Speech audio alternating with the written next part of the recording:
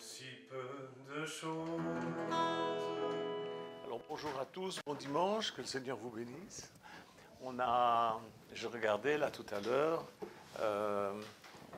746 personnes qui ont déjà écouté la prédication que nous avons mise vendredi soir à 22 heures sur Révélation Bible Facebook.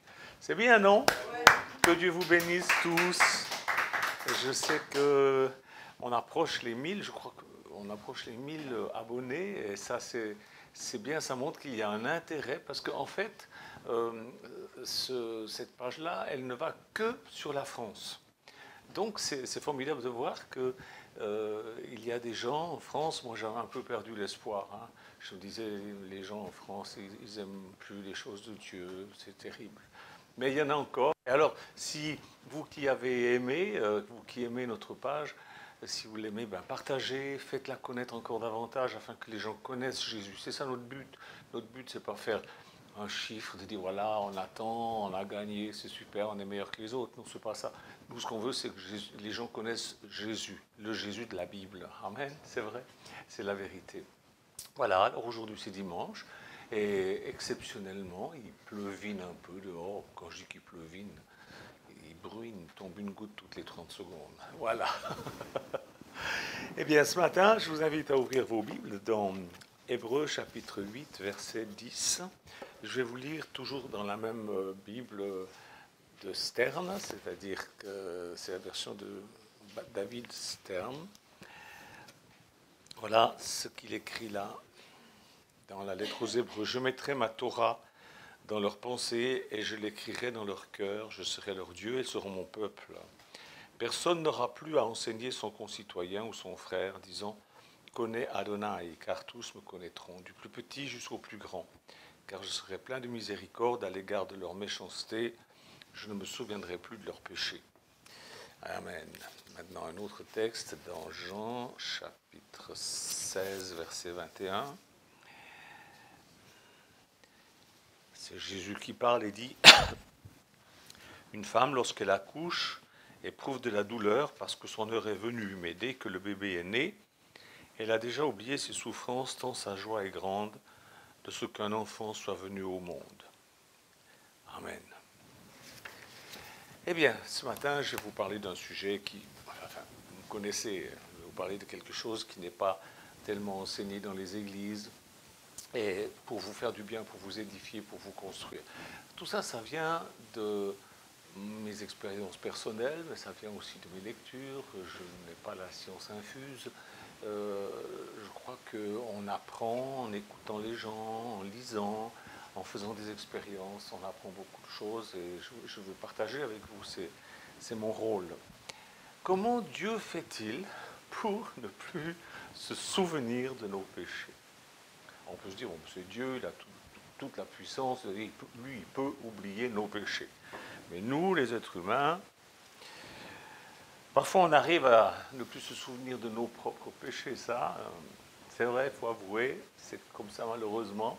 Mais par contre, le mal qu'on nous a fait, alors là, hein, pour l'oublier, c'est une autre histoire. Alors peut-on oublier le mal que les gens nous ont fait? Alors il y a une différence, il y a les mots qui ont une signification, et il y a une différence entre ne plus se souvenir et oublier.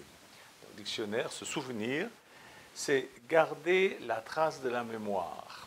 Oublier, c'est laisser quelque chose quelque part, c'est ne plus le reprendre par manque d'attention. Ah, j'aime bien ça, ça m'a mis sur une piste. C'est donc cesser de penser à la chose. Ça ne veut pas dire que la chose n'existe plus, mais c'est de cesser d'y penser. Ne plus s'en occuper, laisser la chose de côté, ne pas tenir compte. Ça, c'est ce que le dictionnaire dit. Ça, c'est ce que le dictionnaire dit, et le dictionnaire, il est là pour nous dire la juste signification des mots. Je ne peux pas dire, ah ben moi je pense que... Non, non, le mot signifie quelque chose, et ce quelque chose est dans le dictionnaire. Or, Dieu dit, plutôt il ne dit pas, qu'il n'a plus nos fautes dans sa pensée, ou qu'il n'en tient pas compte. Pas du tout. Il dit qu'il ne s'en souvient plus. Et c'est là ce que nous avons à faire, puisque nous sommes créés à l'image de Dieu. c'est ce que nous avons à faire en prenant Dieu comme modèle. Mais comment faire? Comment faire? On ne peut pas ne pas tenir compte des vacheries qu'on nous a faites, non? On ne peut pas ne pas tenir compte. Ça veut dire tenir compte, ça veut dire tenir une comptabilité, les comptables qui sont parmi nous. Ben, Dieu non plus, il n'oublie pas. Ce que Dieu fait, c'est qu'il a mis nos fautes ailleurs que sur nous-mêmes. Il les a mis sur Jésus. Et c'est de cela dont il se souvient. Nos fautes ne sont pas oubliées, elles ne sont simplement plus les nôtres. Elles sont celles de Jésus. Le mal que vous avez fait, c'est comme si c'était Jésus qui l'avait fait. Or, Dieu a puni Jésus pour ce que nous avons fait, pour ce que vous avez fait. Il l'a puni. La punition, c'était la mort. Pas rien, hein? Et ça lui a causé une très forte émotion à Dieu.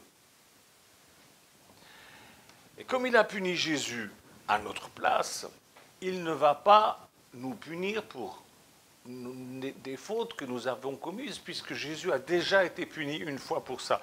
Il estime que nous n'avons jamais commis ces fautes-là, que c'est Jésus qui les a commises et que la punition a été donnée, c'est fait. Il les oublie, c'est-à-dire il oublie que c'est nous qui les avons commises. Il a décidé que c'est Jésus qui les a commises et il l'a puni sévèrement. La punition que nous méritions est tombée sur lui, nous dit la Bible. Et à partir de là, il ne se souvient pas de nos péchés. Mais ça ne signifie pas qu'il n'en a pas tenu compte. Vous voyez ? Il en a tenu compte. Il a une comptabilité de nos péchés très précise. C'est même écrit dans des livres qui seront ouverts un jour. Mais il a décidé que le sacrifice de Jésus nous purifiait de tout cela.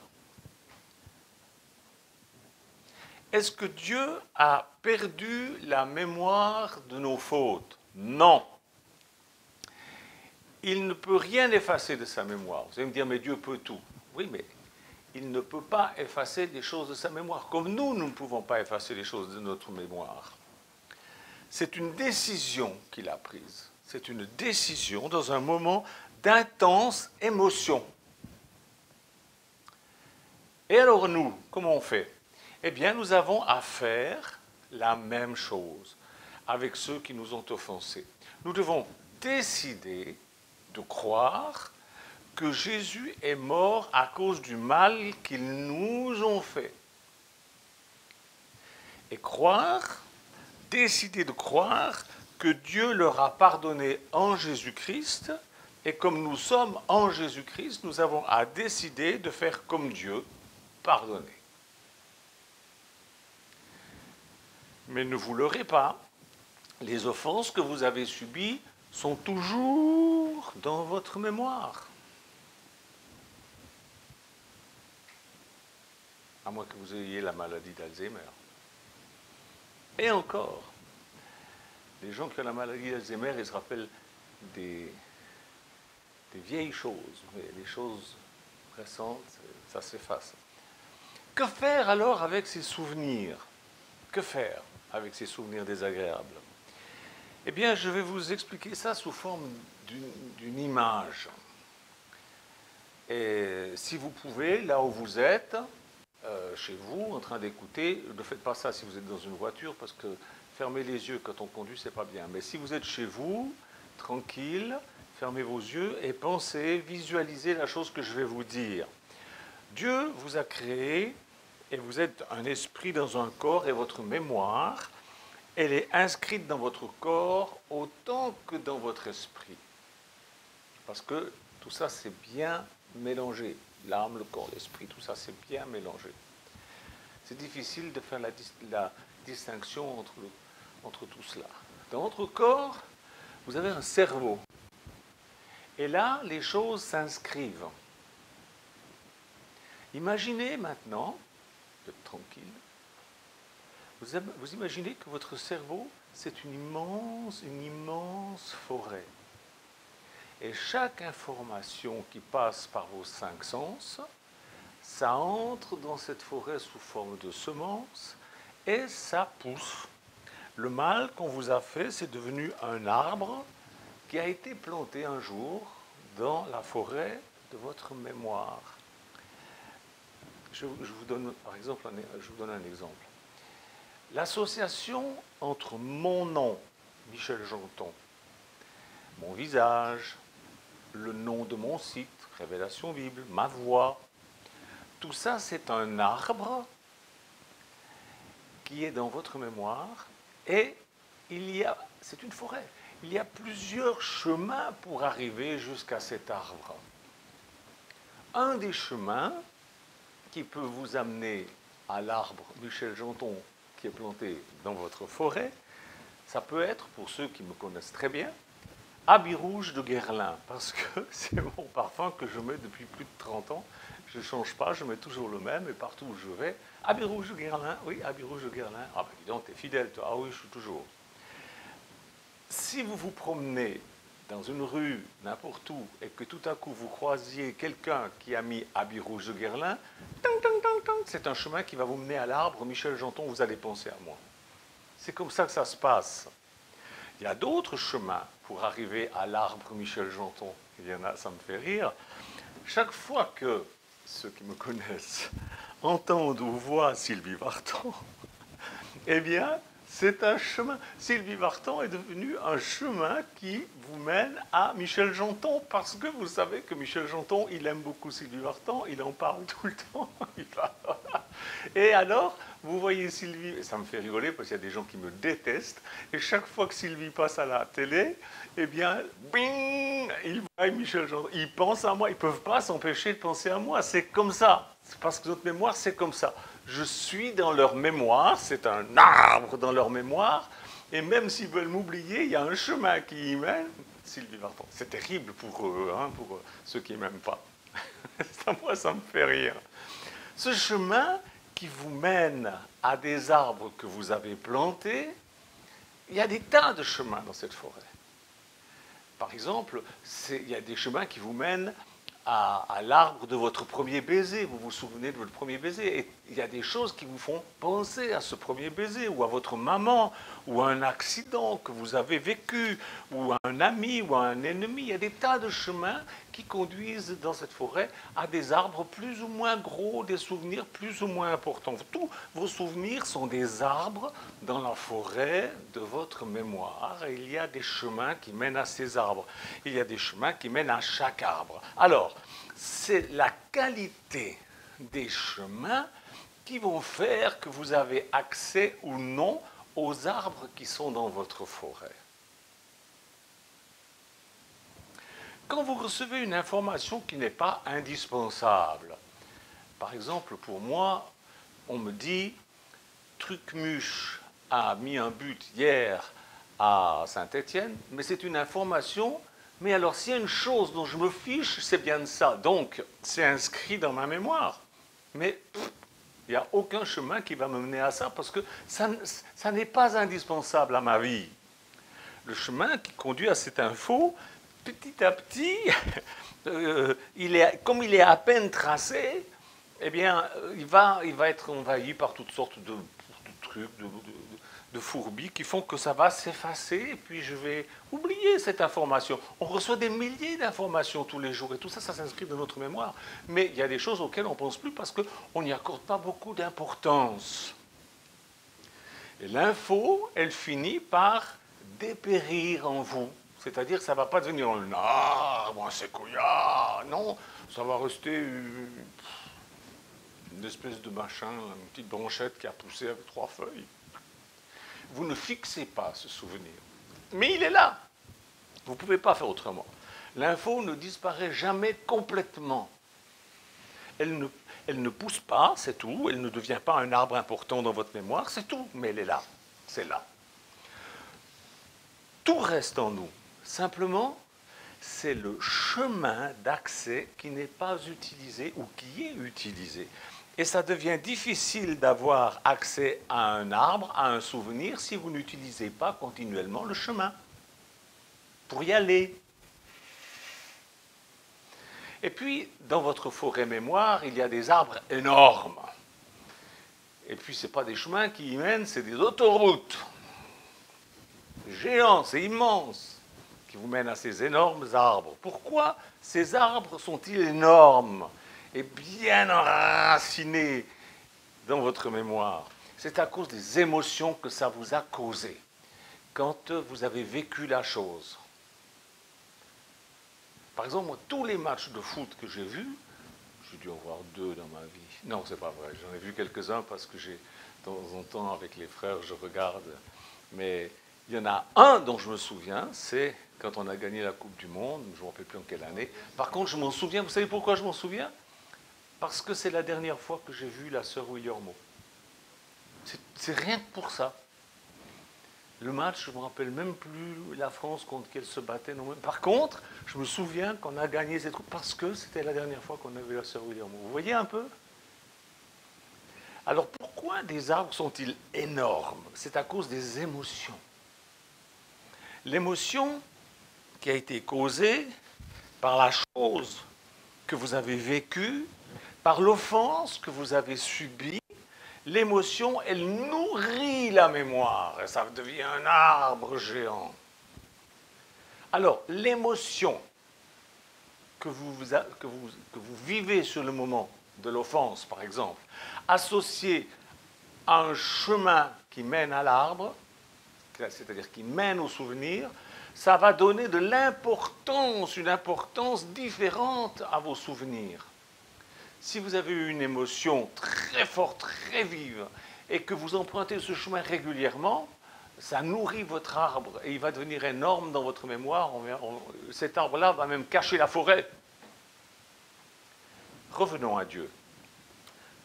Nous avons trahi Dieu. Nous l'avons offensé. La Bible dit que nous l'avons mis en colère. La Bible dit que Dieu est un Dieu jaloux. Pour ceux qui ne connaissent pas la Bible, apprenez ça, Dieu est un Dieu jaloux. Et quand on l'offense, ça le met en rogne, ça le vexe, ça crée une émotion en lui. Il a des émotions très vives à votre sujet. Nous sommes créés à son image. On peut comprendre ça. Et il a effacé ces émotions mauvaises de colère, etc., en les remplaçant par une autre émotion, celle qu'il a eue en voyant Jésus-Christ, son Fils, mourir sur la croix. Ça a été une émotion tellement forte que ça a effacé les autres émotions. Il l'a voulu ainsi, et il l'a fait ainsi. Et il faut que vous vouliez ne pas vous souvenir des offenses que vous avez subies pour pouvoir les oublier. Il faut que vous, si vous ne le voulez pas, si vous voulez continuer à vous en souvenir, vous vous en souviendrez. Mais si vous voulez, ça restera toujours dans votre mémoire. Mais si vous voulez ne plus vous en souvenir, voilà le chemin. Créer une autre émotion, quelque chose de fort. Revenons à la forêt. Si vous prenez sans cesse le chemin qui vous conduit à l'arbre du mauvais souvenir, de la méchante personne qui vous a fait une grosse vacherie, vous vous faites du mal. La personne qui vous a fait la vacherie, elle s'en souvient peut-être même plus. Ou elle n'en a peut-être même pas conscience. Par exemple, il y a une personne que j'aimais beaucoup et qui m'a trahi. Alors qu'est-ce que j'ai fait? Ça a pris un peu de temps. Et puis un jour, je lui ai écrit une lettre pour lui dire que je lui pardonnais. Ça, c'était la première chose. J'ai voulu. Ensuite, j'ai cessé de regarder les photos où on voit cette personne. Parce que ces photos, c'est un chemin qui me rappelle cette personne, donc la vacherie qu'elle m'a faite. Vous comprenez? Ensuite, je ne prononce plus son nom. C'est un peu comme Voldemort. Le nom qu'on ne prononce plus. Je ne prononce plus son nom. Je ne regarde jamais une compétition de canoë-kayak à la télé. Parce que si je regarde ne serait-ce que 2 secondes un canoë-kayak à la télé aux informations, mon chemin me mène direct à l'arbre de ce souvenir désagréable. Et voilà. Donc, aussitôt que je sais qu'il y a du canoë-kayak, hop, je ne regarde pas. Je refuse parce que je veux ne plus me souvenir. Cinquièmement, en faisant cela, eh bien, je laisse les chemins qui vont à cet arbre désagréable se remplir de toutes sortes de broussailles et finalement disparaître. Il faut du temps. C'est lui qui m'appelle là. L'arbre, il n'a pas disparu. Il est toujours dans ma mémoire. L'arbre est encore dans ma mémoire. Le mal qu'il m'a fait aussi, il est dans ma mémoire. Mais je ne vais plus à cet arbre dans la forêt de ma mémoire. Ma forêt, elle est grande, hein, je n'ai pas besoin d'aller tout le temps au même arbre. Je pratique, alors écoutez-moi bien, c'est du latin. Je pratique la damnatio memoriae. Qu'est-ce que c'est que ça? C'est la condamnation, non pas de la personne, mais de la mémoire. Vous comprenez? Dire je pardonne, ça ne suffit pas. Il ne faut plus aller à l'arbre. Il faut créer en vous de nouvelles émotions, des plus fortes que celles que vous avez vécues avec la chose désagréable. Et il y a 3 émotions qui sont très très fortes. Les plus fortes, c'est 1, la peur, 2, la colère, 3, la douleur. Quand vous avez peur, vous avez des poussées d'adrénaline, vous avez tout ce qui concerne la réflexion qui se bloque, et vous n'avez qu'une chose, c'est le réflexe animal de fuir. Et ça, c'est très bien. C'est très bien, on est très bien fait. Avec la peur, la colère, la douleur, c'est la même chose. Il y a notre corps et notre esprit, tout ça, c'est bien mélangé. Et aussitôt qu'il y a une émotion qui se crée, une peur, une colère, notre corps, il sécrète certaines substances qui font qu'on peut réagir d'une façon positive pour évacuer la chose. Il faut parasiter vos mauvaises émotions en cultivant de bonnes émotions. Je voyais l'autre jour un reportage au sujet des animaux et qui disait que Dieu, dans son amour, a créé les animaux de compagnie justement pour que nous ayons de bonnes émotions sans cesse. Là, je vois en ce moment mon petit-fils qui est en train de jouer avec son petit chien. C'est des émotions, c'est agréable, c'est rigolo même. Hier soir, nous étions là, tous ensemble, dans le salon, et il y avait le chien qui était là et qui attendait qu'on lui donne un petit gâteau. Et puis, tout d'un coup, on a dit « Pichou, il est où Pichou ?» Tout de suite, il s'est relevé comme ça, et il a couru à la fenêtre pour voir, parce qu'il sait que quand Pichou vient, c'est par là qu'il arrive. Vous voyez? Et ça nous a fait bien rigoler. Ça crée des émotions d'avoir un animal de compagnie, ou il y a aussi des gens de bonne compagnie, hein, avec lesquels on s'amuse, avec lesquels on peut vivre des émotions qui sont très positives. Ne condamnez pas les gens qui vous ont fait du mal, condamnez leur mémoire, c'est différent. Comment? Eh bien, je vous le redis, en vous consacrant à quelque chose ou à quelqu'un qui embellira la forêt de votre mémoire. En fait, pratiquer la damnatio memoriae, en pratiquant ça, vous aidez à la consécration. Le mot consécration. En faisant ce que je vous dis, ça vous aidera à vous consacrer davantage à Dieu, aux autres, à vous-même, plutôt que de vous consacrer à cette personne qui vous a fait du tort, à cet arbre qui est négatif, qui est toujours là, qui ne changera pas de place, il est dans votre mémoire, il ne changera pas, il est toujours là, il existe.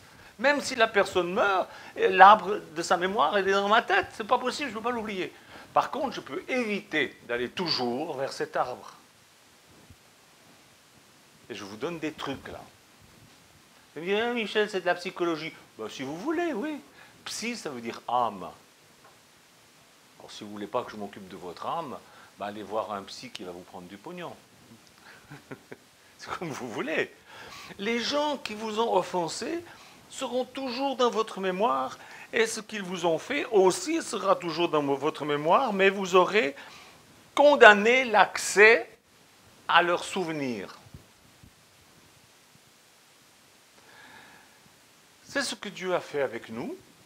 Il a volontairement condamné le souvenir de mes péchés, de vos péchés, en se consacrant volontairement à autre chose, à la nouvelle création que nous sommes en Jésus-Christ. Vous voyez? J'espère que ce que je vous ai dit ce matin, ça vous est utile. On va relire Hébreux 8, 12.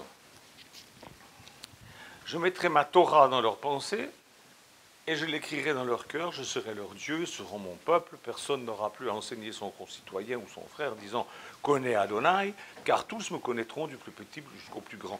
Car je serai plein de miséricorde, et il est plein de miséricorde, à l'égard de leur méchanceté. Je ne me souviendrai plus de leurs péchés. Dieu est comme ça. Il est plein de miséricorde à notre égard, à l'égard de toutes les fautes que nous avons faites. Il ne veut plus se souvenir. Il a condamné la mémoire de ce que nous avons fait de mal, et ainsi il ne s'en souvient plus par choix.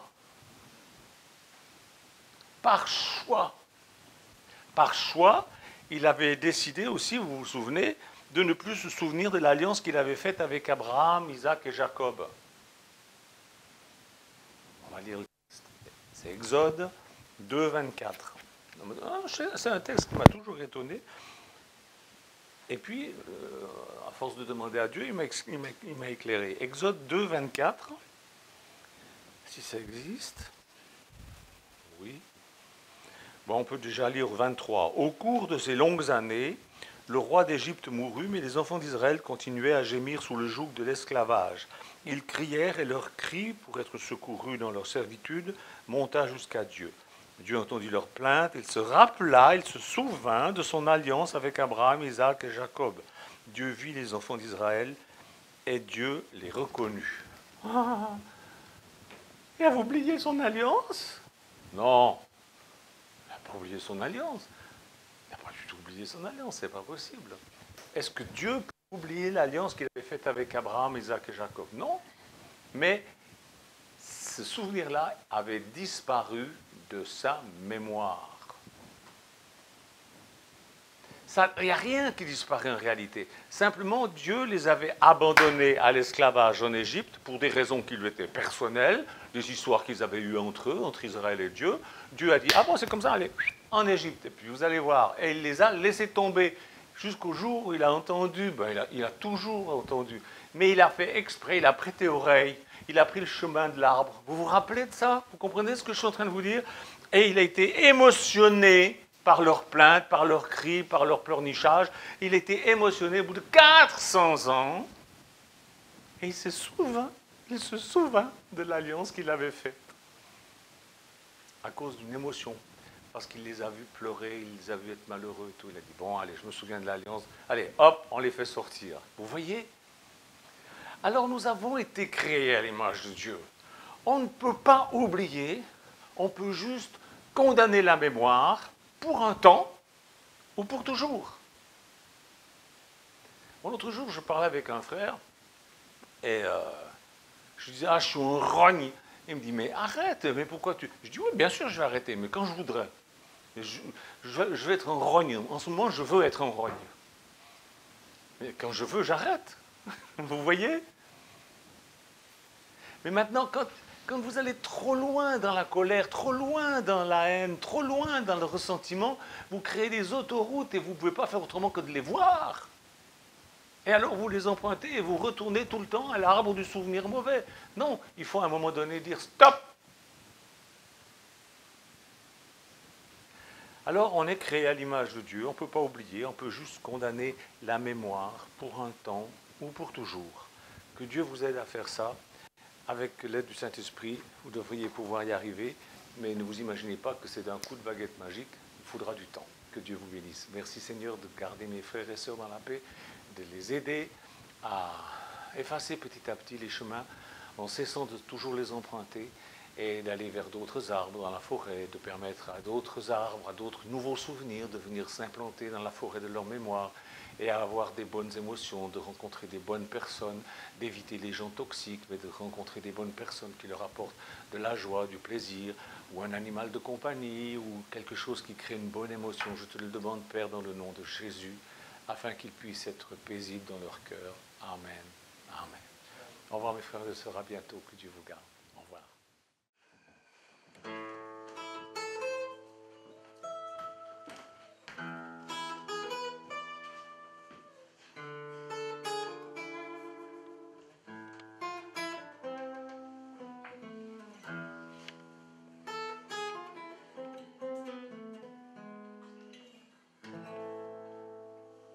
Il faut si peu de choses pour embellir la vie. Un sourire, une rose, simplement un ami. Il faut si peu